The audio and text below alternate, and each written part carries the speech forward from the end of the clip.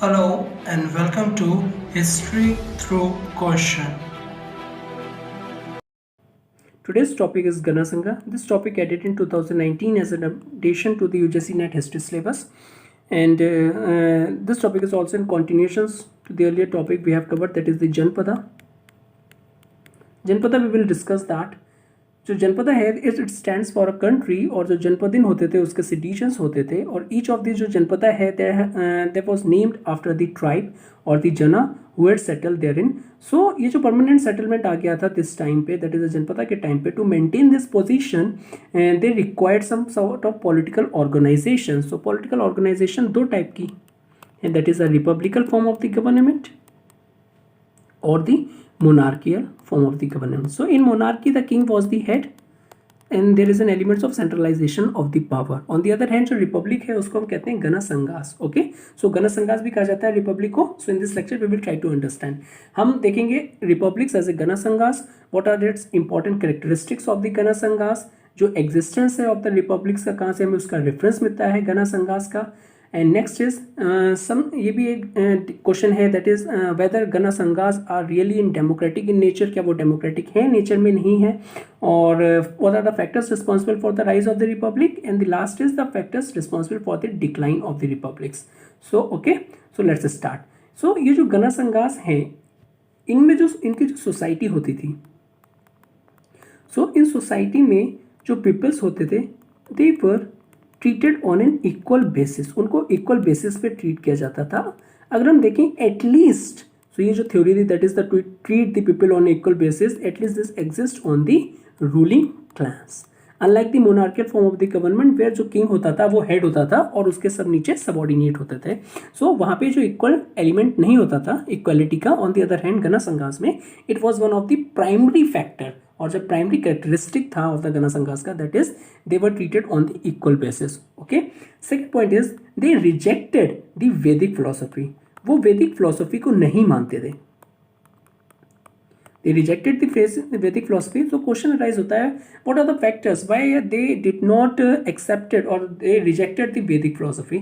So they were under the impressions that is the Gana Sanghas were under the impressions that ये जो Vedic philosophy है it divided the whole society, वो whole society को divide कर देती है 4 distinct classes में और the varnas में. Okay, that was the factor they rejected the Vedic philosophy. ठीक है. ऑन द अदर हैंड जो गण संघास हैं जो रिपब्लिक हैं देवर यहाँ जो बुद्धिस्ट और जो जैन आइडियाज थे, that is the progressive ideas जो थे, they were very popular among these gana sanghas और द रिपब्लिक्स. ओके, अच्छा अब ये कैसे गण संघास फॉर्म हुआ था? सो लुक, सो ये एक थ्योरी है that is it was possible that जो सम इंडिपेंडेंट माइंडसेट के जो लोग थे जो द वैदिक फिलॉसफी को नहीं मानते थे और जो प्लेन्स में रहते थे, अर्लियर प्लेन्स में रहते थे, दे डिड नॉट लाइक द वैदिक ऑर्थोडॉक्सी और the social divisions. Okay, so they moved up toward the hills, वो प्लेन से हट के हिल्स पे आके उन्होंने अपना किंगडम इस्टेब्लिश कर लिया और बेसिकली सेटलमेंट, ओपन सेटलमेंट में रहने लगे आके हिल्स पे. ठीक है, और इन सेटलमेंट्स में उन्होंने वैदिक ऑर्थोडॉक्सी और जो भी रिग्रेसिव एलिमेंट्स थे जो प्लेन्स के उनको सबको हटा के और प्रोग्रेसिव एलिमेंट्स और जो सेटलमेंट्स में था उनको इक्वलिटी के बेसिस पे एस्टैब्लिश किया. ओके, सो यहाँ से आता है कि एक थ्योरी ये है कि means in this way the emergence of the gana sanghas और basically the republics are came into picture. Okay, so now let's discuss another points. अच्छा, ये जो गण संघास थे they were also known as the Gana Rajas. गना राज्यास. So now हम देख लेते हैं जो टर्म गना संघास है और द गना संघा राज्यास है उनका क्या मीन्स एक्चुअल में है. सो ये जो गना का मीन्स है दैट इज द गना मीन्स, सो गना मीन्स एन इक्वल स्टेटस.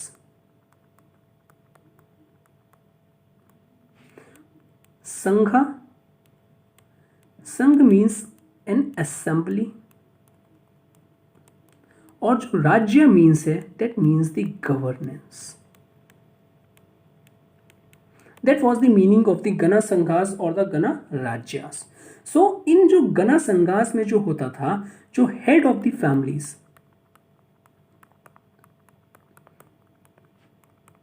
जो head होते थे families के, they belong to a clan, और chief होते थे in case if there were more than one clan. अब एक क्लैन से अगर ज़्यादा है तो चीफ होंगे, और अगर सिंगल क्लैन है तो वहाँ पे that is the head of the family, simply जो हेड होगा उस क्लैन का वो हो जाएगा. Okay, so at the same times there were some assemblies जो स्पेसिफिक असेंबलीज थी और जो फ्यू रूलिंग फैमिलीज थी उनको असाइन करी गई थी duties to govern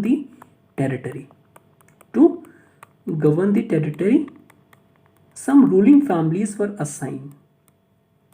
Some ruling families को ये ड्यूटी दी गई थी कि आप हमारे बिहाफ पे हमारी टेरिटरी को गवर्न करें. ओके, सो ये जो रूलिंग फैमिलीज के जो मेंबर थे, they were alone were the members of the assemblies. जो अदर मेंबर्स थे ऑफ द कम्युनिटीज थे जिन्होंने अपनी पावर सम रूलिंग फैमिलीज को दी थी टू गवर्न देमसेल्व्स, जो other members of the communities थे. So in this way they had no right in the governance. Okay, so they don't have the right to interfere in the governance. ठीक है, तो इन this वे उन्होंने अपनी अपनी जो ruling जो पावर है और basically to govern the territories few ruling families को देती थी. ओके, अच्छा, ये जो गना संघास हैं, they had only 2 divisions in the society, in contrast जो 4 डिविजन्स प्रिवलेंट थी ड्यूरिंग दिस टाइम में इन द सोसाइटी में. ओके, सो ये जो गना संघास है, they were divided into the that is the two divisions in the societies. जो first division है that was the क्षत्रिय राजकुला. क्षत्रिय राजकुला क्या हो गया? that is the ruling families. And the second is the Dasa Karmakara. So they were consist of the slaves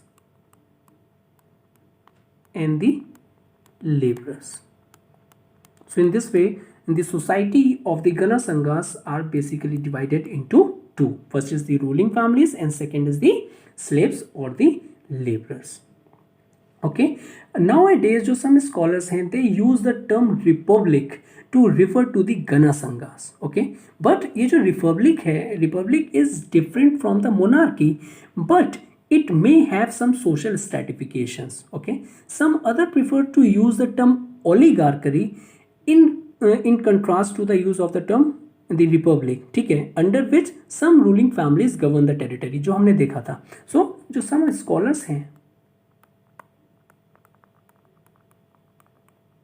they were use the term republic for the Gana Sanghas. वो Gana Sanghas के लिए republic का term use करते हैं. ठीक है, अच्छा, हमें ये पता है कि रिपब्लिक जो है ये डिफरेंट फ्रॉम द मोनार्की है, but it may have social stratification. हमने देखा था there are the 2 social stratifications among the gana sanghas. On the other hand जो सम स्कॉलर्स अदर हैं, they were instead of the term using the term republic, they use the term the oligarchy. So oligarchy में क्या होता है, under which जो सम ruling families हैं, they were govern the territories. Okay, now some mahajanapadas की अगर हम बात करें, सच एज दी वृज्जी, मला, कुरु, Panchal and Kamboj. So these were the republican states, and so there are the many other states as well, like the Lichavi, Shakya, the Kolya, Bhagya and the Maurya. These were also the republics. Now let us see what are the some important characteristics. Some important characteristics of the Gana Sanghas. कौन कौन सी important characteristics हैं Gana Sanghas की? So जो some Gana Sanghas हैं, they consisted of a single clan, such as the Shakyas or the Kolyas. Another is the Mallas. Okay, some Gana Sanghas had many clans. वो हैं Viriges और दी Vrishnis. So it's an important question. ये आ सकता है which of the Gana Sanghas had the single clan and the many clans. Okay. अच्छा, ये जो Gana Sanghas हैं they did not observe the Varna society. They did not observe the Varna society. Varna society को reject करते हैं और the वैदिक philosophy को एज सच रिजेक्ट करते हैं. ओके. नेक्स्ट इज सो जो गवर्नेंस होता था बाय द असेंबलीज देयर, उनकी ये मेजर पॉलिटिकल स्ट्रेंथ होती थी ऑफ द गना संघास की. Okay. So this republican states had a gana sangha और the assembly of the senior and the responsible citizens. So और ये जो गना परिषद होती थी हैड द सुप्रीम अथॉरिटी होती थी in the state. All the administrative decision जो होते थे they were taken by this परिषद. That is the existence of the गना, एग्जिस्टेंस ऑफ द गना परिषद. ठीक है. और ये सुप्रीम अथॉरिटी होती थी जो कि सारे के सारे एडमिनिस्ट्रेटिव डिसीजंस लेती थी, taken by this parishad. Okay. अच्छा, जो राजास थे they were set as representative in the assemblies, in the assembly meeting of the ruling families. ठीक है. Due to which he enjoyed the both social, उनके पास सोशल पावर भी थी along with the political powers भी थी. Okay. सो इन अ गना संघा जो लैंड होती थी, इन गना संघास जो लैंड होती थी that was owned by a clan. But जो हायर्ड लेबर होते थे, बट और इस लैंड पे hired labours and the slaves they worked on it. Although इन गना संघास में जो लैंड होती थी that was owned by the clan, but उसमें हायर्ड लेबर और स्लेव्स वर्क करते थे. ओके. अच्छा, जो गना संघास थे they were tolerated both the individual along with the independent opinion. At the same times they were also accepted the unorthodox views. ठीक है. हमने देखा था दैट इज द वाई जो मोस्ट ऑफ द जो बुद्धिस्ट और जो जैनास के जो पॉपुलर आइडियाज थे दैट इज द वाई वो काफ़ी ज़्यादा एक्सेप्टेंस और बेसिकली काफ़ी ज़्यादा पॉपुलर थे इन गना संघास में. ओके. अच्छा, ये जो गना संघास थे they were ruled over a small geographical area. So they were ruled over a small geographical area. उनका एरिया लार्ज नहीं था. और ये सारे पॉइंट्स बहुत इंपॉर्टेंट आएंगे when we discuss its rise और basically its decline. Okay. So इनका जो रूलिंग एरियाज था they were the small ruling areas. Okay. और द ज्योग्राफिकल एरियाज. समटाइम्स जो गना संघास थे can be seen as a proto state, means एक state बनने से पहले की stage, that is a proto state. Okay. So it was unlike a kingdom since power was diffuse और not concentrated. So ये kingdom तो नहीं थे किसी भी फैक्ट में. ठीक है. Why, what was the reason, क्या रीजन दिया जाता है? इट इज बिकॉज जो इनकी जो पावर थी that was diffused, not concentrated as like जो होता था that is the monarchial form of the government. That is the king के पास सारी पावर होती थी. अनलाइक इन रिपब्लिक इनकी जो पावर होती थी डिफ्यूज होती थी और बेसिकली कंसंट्रेटेड नहीं होती थी. ओके. अच्छा, जो स्ट्रेटिफिकेशन ऑफ द सोसाइटी था वो लिमिटेड होता था एंड जो रैम्पिफिकेशन ऑफ द एडमिनिस्ट्रेशन था and the coercive authority was also not extensive. ठीक है. और प्रोटेस्टेट के जो एक प्रोटेस्टेट क्या क्या होता है बेसिकली हमने देख लिया. फर्स्ट ऑफ ऑल एक किंगडम तो नहीं है बिकॉज उनकी जो पावर है they are diffuse and not concentrated. Second element क्या है? Existence of the stratification of the society. Stratification of the society limited थी, अनलिमिटेड नहीं थी. दैट इज जो हमने देखा था कि वैदिक फिलॉसफी के अकॉर्डिंगली जो सोसाइटी डिवाइडेड है 4 डिविजन्स में, वो ऐसा नहीं था. यहाँ पे जो सोसाइटी थी डिवाइडेड और बेसिकली 2 में था. 2 जो रूलिंग फैमिलीज हो गए और जो नेक्स्ट स्लेव्स और द लेबरर्स हो गए. ठीक है. एट द सेम टाइम्स जो रैम्पिफिकेशंस था, ramifications of administration At the same times, the coercive authority was not extensive. That is why these Gana Sanghas are considered as a proto-state. Okay, so जो Brahmins थे, Brahmins had no place in the early republics, nor did they recognize these states in their law book. ठीक है, neither उनका कोई existent था, उनकी no place in the earlier republics, और वो रिकॉग्नाइज भी नहीं करते थे इन स्टेट्स को, that is the gana sanghas को, okay, in their law books में, because they did not get the privileges in the republics like they got in the monarchies. जो उनको प्रिविलेजेस मोनार्कीज में मिलती थी वो रिपब्लिक्स में नहीं मिलती थी, and that is why they did not recognise this states in their law books. वो अपने लॉ बुक में उनको कोई भी जगह नहीं देते थे. ओके, सो अच्छा, डिस्पाइट बीइंग कॉन्कर्ड पीरियोडिकली, जो रेजिलियंस था ऑफ द गना संघास का was demonstrated by the reappearance and the continued presence. जो मोनार्कीज थी, they always try to conquer these gana sanghas. Okay, periodically बार बार वो उनको करते रहते थे.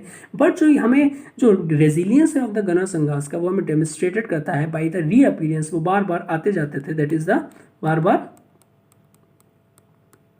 रीअपीयर होते रहते थे, एंड कॉन्टिन्यूड उनका प्रेजेंस रहा था,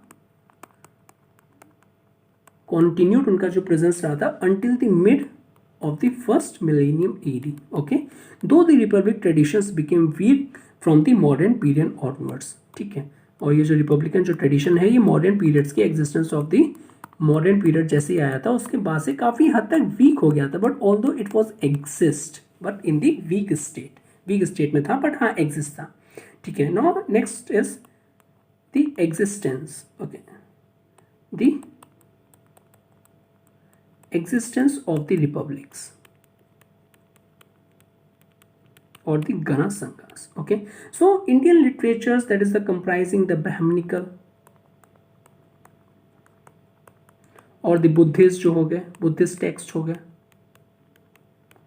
even the Jainas text हो गए, they mention different types of the non-monarchical state, that is the Gana Sanghas. And ये जो इनका अकाउंट है, this account was also corroborated by the statements of the Greek historians of the Alexander's campaign in India. Okay, Alexander's campaign in India. अच्छा, जो most of the जो गनास होते थे, they were located in और near the Himalayas foothills in the eastern India. So इनकी जो location है, they were located in or near the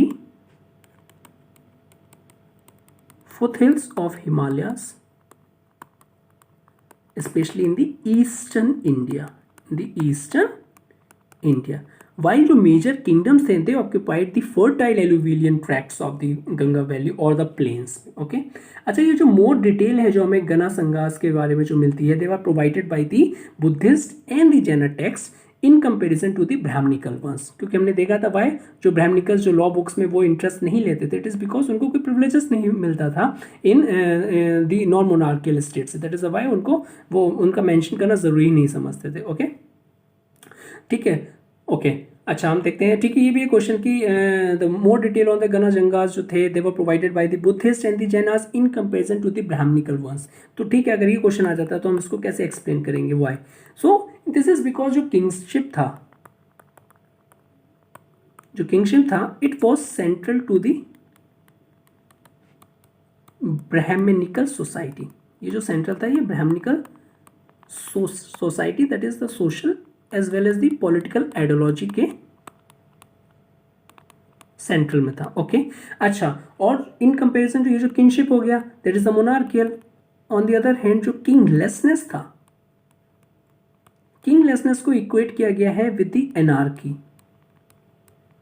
okay, now जो ब्राह्मण्स थे along with the purohits may have not enjoyed the prestiges that they did in the Rajyas. Okay, so there are hardly any reference to the Purohits or the gift of the land to the Brahmins in the Ganas. का कोई भी एक ऐसा कोई reference नहीं है जिसमें ये कहा गया हो कि जो गना संघास थे और जो नॉन मोनार्कियल स्टेट थे और जो रिपब्लिक्स थे उन्होंने कोई गिफ्ट किया हो लैंड को टू द ब्राह्मण्स को. That was one of the reasons why जो ब्राह्मणिकस जो टेक्स्ट है उसमें हमें ज़्यादा रेफरेंस नहीं मिलता है in comparison to the Buddhist and the Jain text. Okay, now जो 16 पावरफुल स्टेट्स थे और उनको कहते हैं that is the 16 mahajanapadas. 16 mahajanapadas are known to have flourished in the earlier 6th century BC.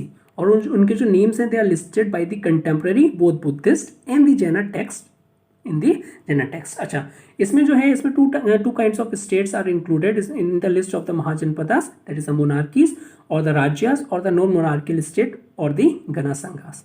अच्छा, two of the mahajanapadas, that is the two of the mahajanapadas जो कि हैं Vajji and the Malya, they were the Sanghas, that is the republics or the non-monarchical state.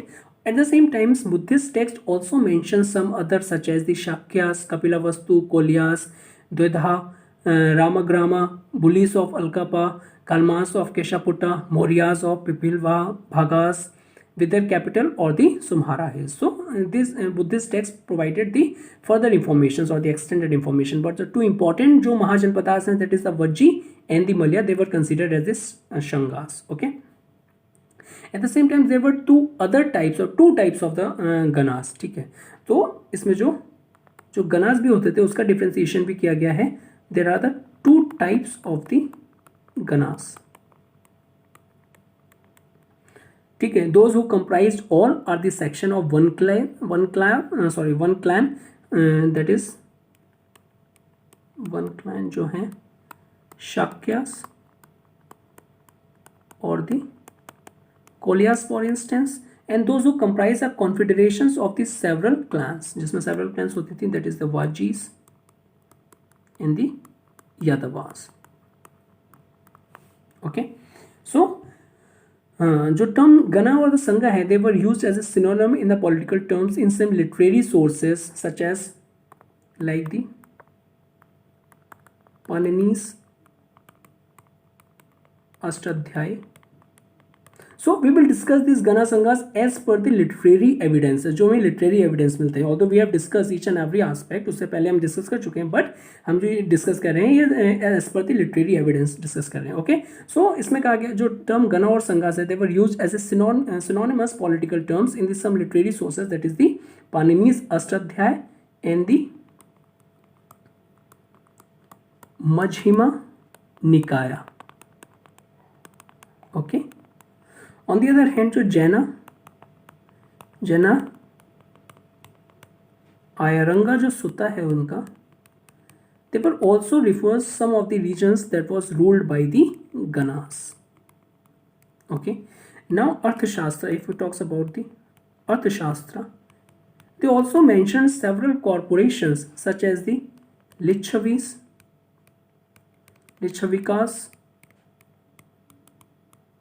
Vrijikas or the Madras, etc. So in this way they mention that they had an assembly whose members were called as the Rajas. In Arthashastra it is mentioned. Okay, so और जो हमें जो reference मिलता है with the help of the coins also offers some informations on the republics. ठीक है, जो term गना होती थी on the coins, जो that is जो टर्म गना है it was mentioned on the coins of the Yudhyas and the Malavas, points to their non-monarchical polity. Okay, अच्छा, ये जो existence of the republics is also provided by the testimony of the Greek writers. ठीक है, such as the Megasthenes says that the most of the Indian cities of his time had a democratic form of the government. उसमें क्या है, democratic form है sorry democratic form of the government है. At the same time they also mention several tribes who were free and had no kings. Several tribes हैं जो कि free हैं और द इंडिपेंडेंट है और उनका कोई किंग नहीं है. Okay, so his statements is also corroborated. इनकी जो statement is was corroborated by the Arian, who asserts that the superintendents reports everything to the king, where the people have a king, and to the magistrates, where the people were self-governed. Try to understand. So Arian says that जो superintendents report करेंगे हर चीज को king को, where the people have a king, जहाँ पे king होगा. On the other hand, magistrates को करेंगे where the people were self governed. So he also refers to the small state of the Nyasa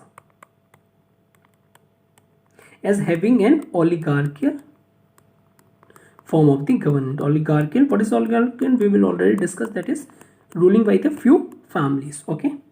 अच्छा, अब ये जो means that is a Megasthenes जो कहते हैं that is means the existence of the various democratic form of the government. Okay, so हम देख लेते हैं कि ये जो गण संघास हैं they were either means in reality these are democratic in nature और not. Okay, so next is ये जो गण संघास हैं these are democratic in nature. Okay, so first is जो अर्लियर स्टडीज हुई थी गणास पे that was made by the nationalist historian.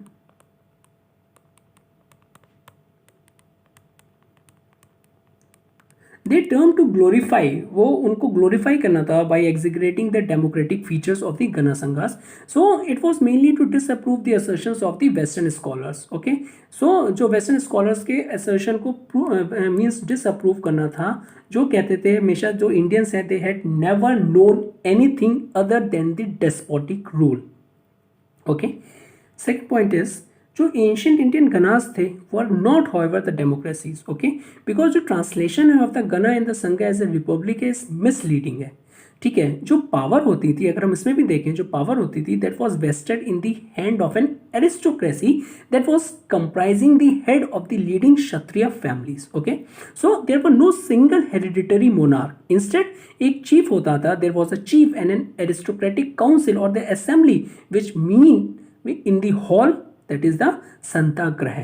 So in this way, as per this, जो गण संघास हैं they were not democracies.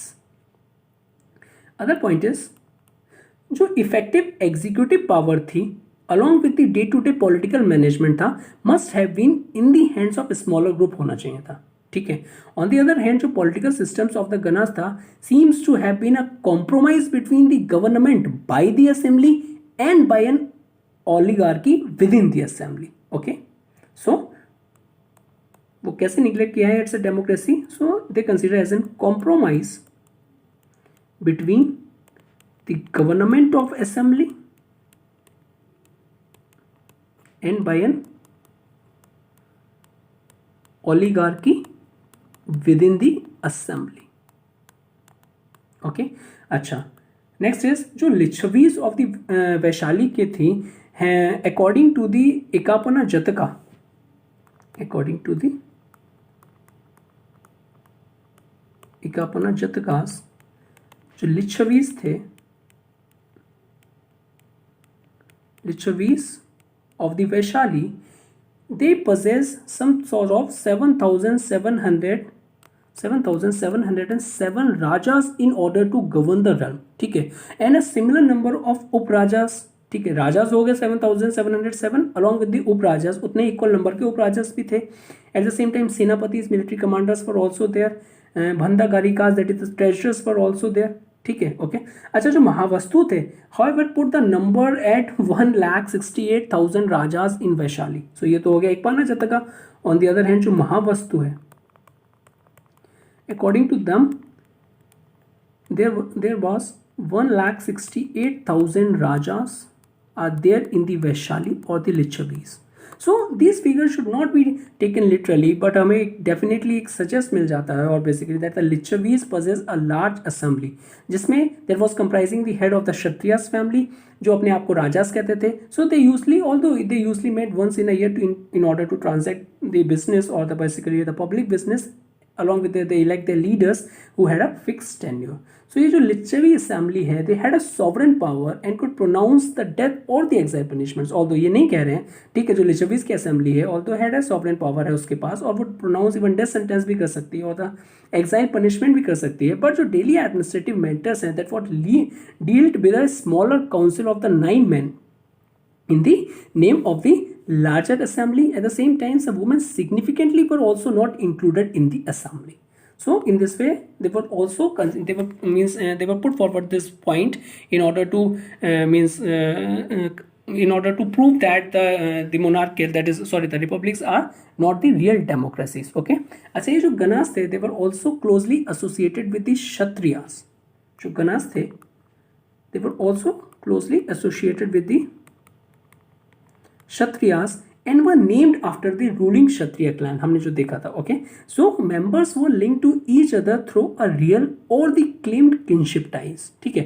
However, apart from his hereditary elite, various other groups such as the Brahmins, farmers, artisans, wage laborers, slaves, etc. were lived in these principalities और उनका एक subordinate status था, both politically and as well as the economically and socially as well. So they were not entitled to use the clan name and they did not have the right to the right for the political participation as well. For instance, अगर हम बात करें, that is the Upali, जो कि एक barber था, a barber who lived in the Shakya territory, and the Chunda, who was the metalsmith who lived in the Malaya territory, were not part of the ruling elite and they did not have the right to attend the assembly meetings as well. Okay, so in this way, these are the points put forward by the historians, or basically the different historians, in order to prove that these assemblies are, sorry, these monarchical states are not democratic in nature. Okay, now let's see what are the factors responsible for the rise of the Ganasanghas. So जो origin of the republics है, they had been traced to the reaction against the pattern of life. First of all is an reactions to the pattern of life, जो कि letter वैदिक period में start हुआ था, ठीक है. So the movement against the Vedic life was aimed at the abolitions of the growing class, at the same time the sex distinctions, and was directed against the acceptance of the superstitious religious practice, जो कि काफ़ी उनको means heavy toll कर रही थी of their cattle stock. जो superstitious religious थे, that आपको बलि देनी है in order to for a prosperous agricultural, जो सरप्लस जो होगा आपके लिए, उसके लिए आपको बलि देनी है, और बेसिकली जो भी आपको सेक्रीफाइस देनी है, कुछ भी चाहिए आपको मटेरियल गेन, उसको आपको सेक्रीफाइस करनी है. सो इन दिस वे जो ये जो प्रैक्टिसेस थी, they took a heavy toll of the cattle stock. So ये what are the factors responsible for, so ये फैक्टर्स है, that is the reactions against the pattern of the life that evolve in the later Vedic age. Okay, second is it was also directed against the hereditary kinship. That was directed against the hereditary kinship that was bolstered by the Brahmins. Okay, so who arrogated to themselves all the rights and the privileges to the executions of all the other sections of the society जो कि देता था. That is why they were directed against the hereditary kinships. Third is, so जो ये जो new movement था, it was against the Vedic orthodoxy, and ये जो और इन्होंने जो inspirations derive किया था, they were derived their inspirations from the traditions about the remote past, because when there were no Varna distinctions, no dominations by the upper classes on the lower ones, and the no coercive operations of the people by the hereditary king. So ये जो this perhaps explain the legends according to which the republics replaced the monarchies. Okay, that was one of the reasons. What are the factors responsible for the rise of the republics? ठीक है. Okay, now let's say what are the factors responsible for the decline of the republics. So हमने देखा था in the 6th century BC जो republic है, that was quite popular था in their political philosophy. At the same times a number of the republican state are mentioned in the contemporary sources. ठीक है, two of them उसमें से जो mention है वो महाजनपदास में भी मेंशन है. At the same time there were many outside in the list of the 16 mahajanapadas. ठीक है, तो ये जो रिपब्लिक्स हैं दैट इज द लिस्ट 26 वो वेरी पॉपुलर थी. बट 5th सेंचुरी आते आते 5th सेंचुरी एडी आते आते जो रिपब्लिक्स हैं they disappeared almost completely. They disappeared almost completely, and this decline of the republic state was the outcomes of the number of their own weaknesses on the one hand, at the same times जो strength थी monarchical state on the other hand. So first of all जो उनकी internal weakness थी, internal weakness of the Gana Sanghas on the one hand, at the same times जो strength था of the monarchical state on the other hand. ठीक है, so first is ये जो republics थे, so republics were located mostly in the foot hills. वो foot hills में थे ऑफ द माउंटेन्स जो कि अवे था from the extensive alluvial plain. So उनका एज ए रिजल्ट क्या हुआ, जो उनका इकोनॉमिक बेस था ऑफ द रिपब्लिकन स्टेट वो हमेशा वीक रहा, और due to which they could not compete with the monarchial state जो कि कंट्रोल करते थे extensive fertile एलुविलियम plane.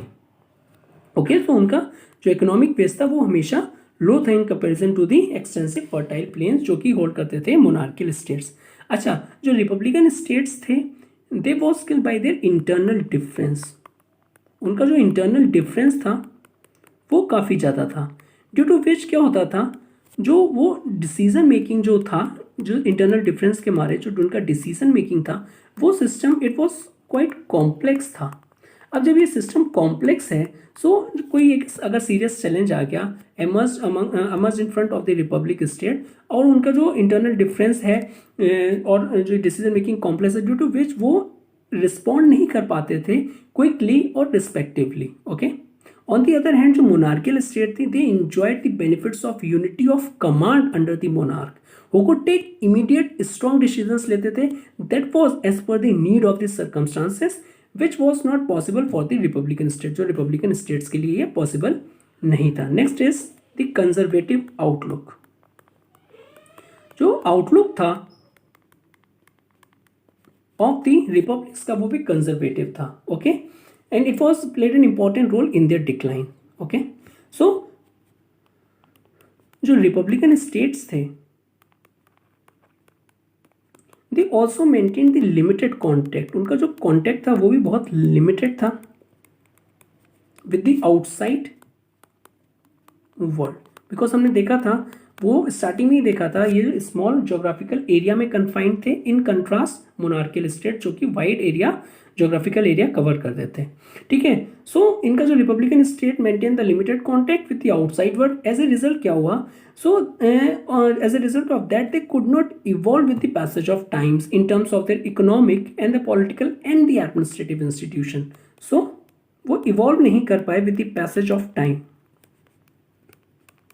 with the passage of time, both political, administrative and economically, due to which they continue to follow the traditional method of taking the decisions and their economic way हमेशा remains रहा. और जो उनका decision making जो था वो तो complex थी ही due to internal differences. Okay, अच्छा, one other important factors responsible for the decline of the monarchical state, sorry, the non-monarchical state is the imperialistic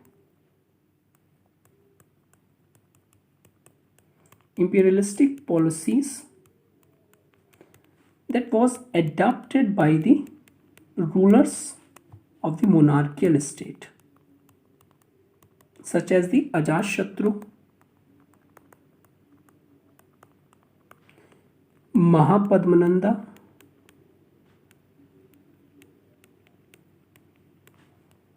Chandragupta Maurya and Samudragupta.